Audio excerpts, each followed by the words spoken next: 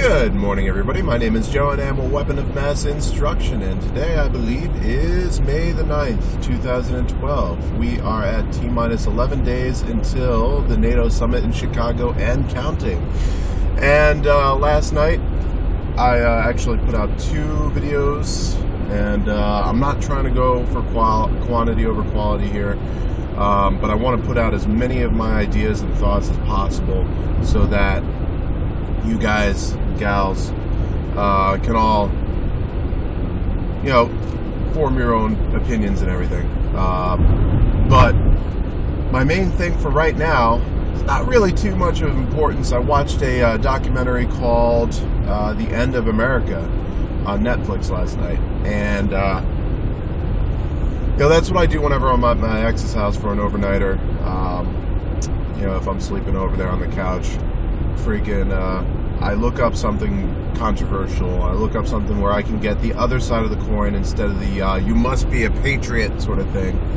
Now, don't get me wrong. I believe I am a patriot in the sense of what Thomas Jefferson was referring to as being a patriot.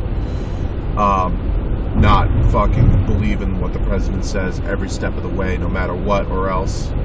Not that kind. But anyway, this movie, The End of America, I recommend it. I highly recommend it. Whether you're a truther, skeptic, absolute nut job, whatever. It's a good movie to watch, I think. And it's a good outline of how things in America, and probably in countries across the world, are kind of mirroring what happened in Nazi Germany and in other dictatorships over the course of the 20th century.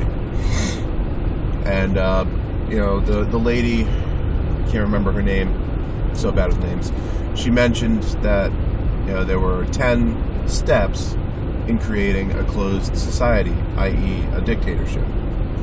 And it was some pretty scary stuff, and I thought of myself as, being awake since, late February. But it really is an eye-opener to what is out there, and we still don't know the full story. A lot of the shit she was talking about, I just had no idea what was going on behind the scenes. A lot of it. And so I totally recommend it. I gave it 5 stars personally. But then again, I also gave The Human Centipede 5 stars when I watched that. So, don't take my word for it. I also plan on buying the book, because it definitely looks like a good read. It's a good way to spend my time. Other than that, I had a beautiful morning with my daughter. This is kind of getting on the personal side of things rather than the professional side. But you know what? If we stick to just being professionals, we don't form a bond together because we're all in this together, then what's going to happen is we won't be connected when the shit hits the fan. So I think we should try to be colleagues and friends rather than just side by side, YouTubers. But yeah, I spent the morning with my daughter, and it was beautiful. I woke her up this morning at 7:30, giving her tickles, and she didn't want to wake up. For a good 10 minutes, she's sitting there going, not moving. So I found the right spot to tickle her. I think it was behind her knees, and she just busted out laughing, like absolute giggle fits. It was amazing. Like, I love hearing her laugh. Any of you out there, if you have a family, spend time with your family. It's totally worth it. I mentioned a while back how I was having a dispute with my brother, and now he's throwing me ideas on what he's seeing out there. I'm giving him feedback, and we're having an actual dialogue on something that's really important to both of us, and it's important. It's important. Forgive and forget. That's something. Forgive and forget. People make mistakes. That's part of being human. And what we're doing here with our eyes open, waking up to the truth, however sad it might be. It shouldn't be a sad business. If you guys want to see the lighter side of things, watch Wow for Real. WOWFORREAL. Wow for Real, all one word. This guy is a fucking riot. Like, he comes out with the most ridiculous things, and it's funny because, like, when I first started watching his channel, I thought he was a skeptic. I thought he didn't believe in, the possibility of a new world order. I thought he didn't believe in, the idea that Nibiru could be coming in, or Planet X, or whatever the hell they want to call it nowadays, or any of this stuff. The Anunnaki, the UFOs, alien sightings, this, that, and the other thing. Because of the subject matter of a lot of his videos, but he's looking at the lighter side of things. He's taking ridiculous views and mocking them, but not at the expense of the people who hold those views. He's actually it's humor. It's good humor, I think. I totally recommend watching it if you want to get a little bit of a lighthearted view of everything, because it's not supposed to be doom and gloom, right? Even the people that believe that the Mayan calendar, which I personally think ran out a while ago, even the people who think that it's going to be the end of an era and the beginning of another, most of them don't think it's the end of the world at all. It's just as we know it. And when they say end of the world as we know it, it doesn't have to be a bad thing. It can be a very good thing. All it means is it's a totally different new world. And that's kind of exciting. It really is. It's important for us to keep that in mind, that the future doesn't have to be death and destruction and doom and gloom and all this bad stuff. It can be very good. It can be very healthy for us if we make it. If we go out there and we're trying to preach the word of, hey, everybody wake up because they're trying to take over everything and they're going to win, then it's no good.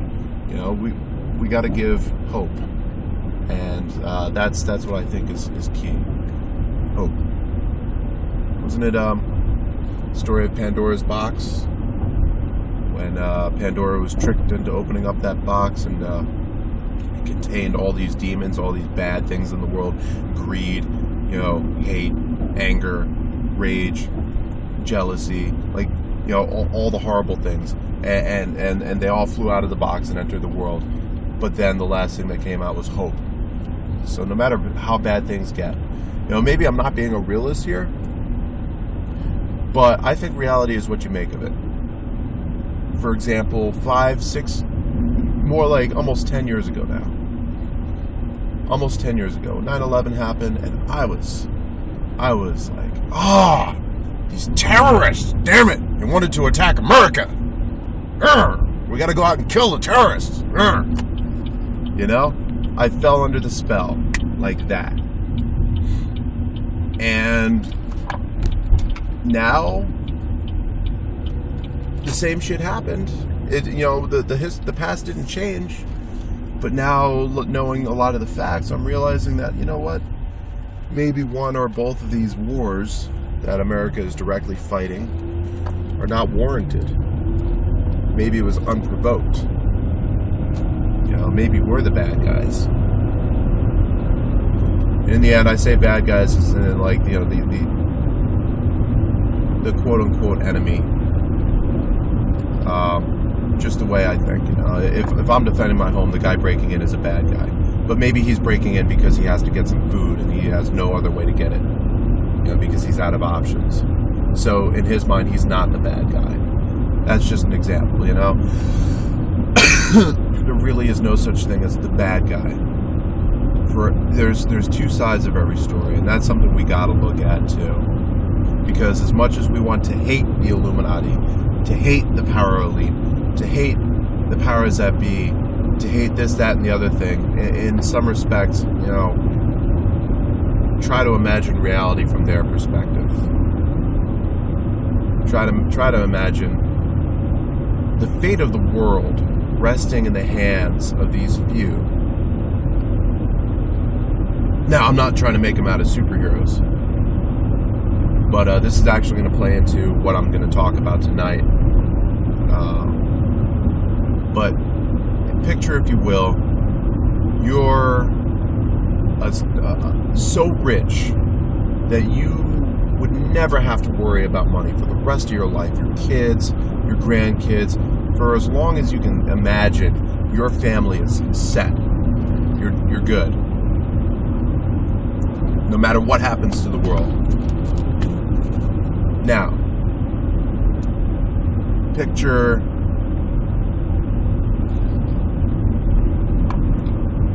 this.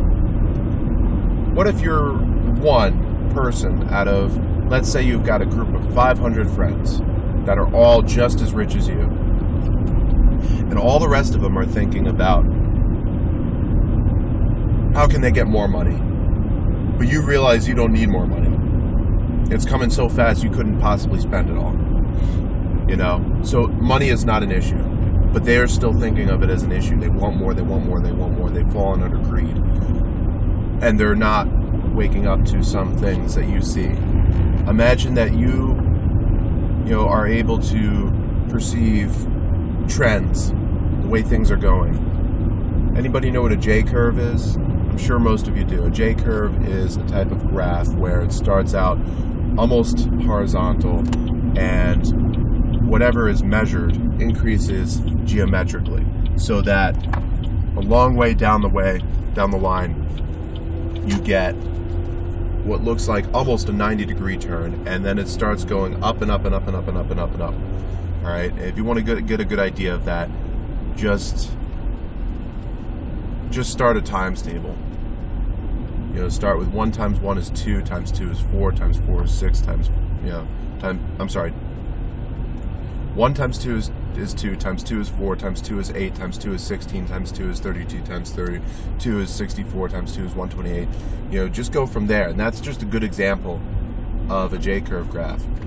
Picture that kind of a J-curve graph in every negative aspect of modern society. Population, pollution, wars, chaos, like anything that you can imagine. You try to graph it and it comes out as a J-curve. And you're realizing that this planet, this spaceship Earth, as they like to tell us sometimes, you realize that there's not an infinite amount of space here. It's already getting crowded. We're already near the vertical point of the J-curve on population and a lot of other things. Now, imagine that you realize that you have the ability to do something about it. You have the ability to do something about it. What are you going to do? What are you going to do for the greater good? This is where my mind is leading me, playing fucking devil's advocate here. Because we all picture the Illuminati, the power elite, as these bad guys. They're not the bad guys in their mind. I guarantee most of them think that what they're doing is an altruistic thing. How far away are we from true, safe, interstellar flight? Not even interstellar. How far away are we from a sustainable habitat on Mars, which is the most close environment to Earth that we have in our solar system that's easily reachable. 4 years to get to Mars for an unmanned lander, with a probe, with a rover. So if we wanted to start a colony there, we would need to figure out a way to transport thousands of people. Thousands. It couldn't just be, it would start out as 100 or 200 or 300 just to get it up and running. But picture thousands of people would end up trying to live in this colony. That's a lot of mass for a spaceship for 4 years, flight. That's simply not feasible at this time, at our level of technology. Even with what the government supposedly is withholding from us, it's simply not feasible.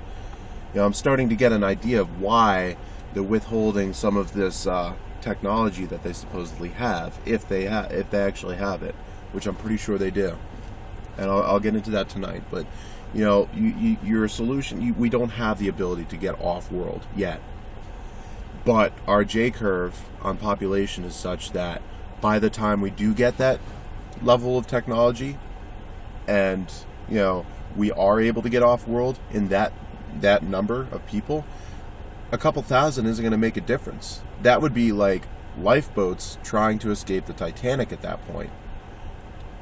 We're already overpopulated if you think in terms of an industrialized nation or an industrialized world, which is what we're becoming. There's less agriculture. There's more, I can't remember what they call it, but it's not agriculture anymore. When they grow massive amounts of GMO crops, that's not agriculture. Agriculture is sustaining the land as you farm. It's using the least amount of non-natural products or enhanced products possible in order to get your stuff to grow, and you're simply not going to be able to produce for the ever-expanding amount of people there are to feed. So I'm going to cut it off right there because I don't want to get into tonight's topic without having my whiteboard handy and a clear line of thought. I kind of wanted to just put out a little bit of a vlog there, just letting you know that there is good news, and letting you know that it's important to think about the other side. How are they thinking? And part of that is not only to understand why we feel the way we do, because otherwise it's just blind rage, but also to think about,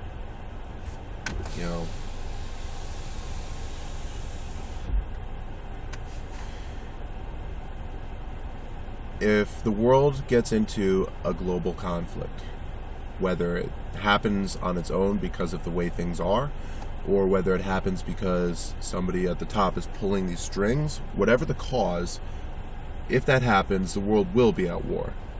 It will be World War III. And for most of us, we're not going to be on the front lines. We're going to be facing possibly worse horrors here at home.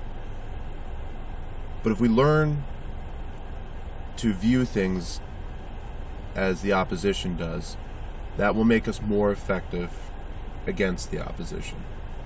Does that make sense? For example,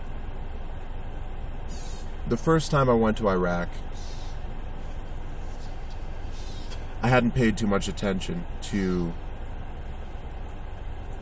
the culture of Iraq. I didn't understand it to start with, and I didn't want to bend my mind to understand it. I simply wanted to get better at what I was, training for. And when I went there, it was an absolute culture shock.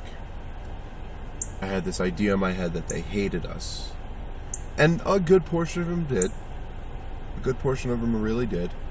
But also there was a good portion of them that when I interacted, they were perfectly civil. They were nice. They would actually offer gifts. And I'm part of an invading, occupying military force. Like, why would they offer me gifts? I'm the bad guy to them. Then I realized that a lot of them came to the realization that most of us are simply doing what we're told, and we think that we're doing good. To digress a little bit, in World War I heard this story, and it really starts to click nowadays, that on the front lines there was long stretches of trenches, that it was trench warfare. Basically, you would dig a trench, that was your front line, and you would hold it at all costs, and you would try to push forward across no man's land. That was when the machine guns first came out, and that was your weapons of mass destruction then. None of this nuclear shit, biological shit. They did start a little bit of chemical warfare then, but machine guns were they laid waste. Well, throughout months and months of this brutal fighting, there were American troops on one side and German troops on the other side, and they were entrenched, and they were not budging, and they were just button heads and not going anywhere. And this is in November going into December. Well, Christmas rolls around, And without even really saying anything, both sides, because they were predominantly Christian of some sort or another, stopped fighting. They called a temporary truce without even really saying it. And not only did they stop fighting for a couple of days to celebrate Christmas, but, we hear stories of American troops going over to the German side and German troops coming to the American side and actually enjoying Christmas together. And this is something that I think the Iraqi people realized, and this is something that I'm starting to realize. It's not us and them. It's all of us together. It really is. And it's not even us and them compared to, the 99% and the 1%. It's all of us together. But shit does need to change. It can't keep going the way it's going. But we're all in this together. So I'm going to cut it off there. Hopefully I gave you guys a little bit of hope, a little bit of good news there. A little bit out of my life to show you that, it's if you're gonna devote all your time to this, it's not worth it. As important as this is, it's just not worth destroying your family. It's not worth destroying your happiness, your sanity, whatever you've got in order to pursue this. It's unhealthy. It's just like anything else in life. If you pursue it to the exclusion of anything else, it's not good for you at all. Like the pursuit of money, pursuit of women, pursuit of gambling, whatever. If you become addicted to anything, you're in no good shape. All right. So I'll get back to you guys tonight. I'll have an actual no shit. This is what I'm going to be talking about. Until then, you all stay safe, okay? Again, my name is Joe, and I am a weapon of mass destruction. Peace.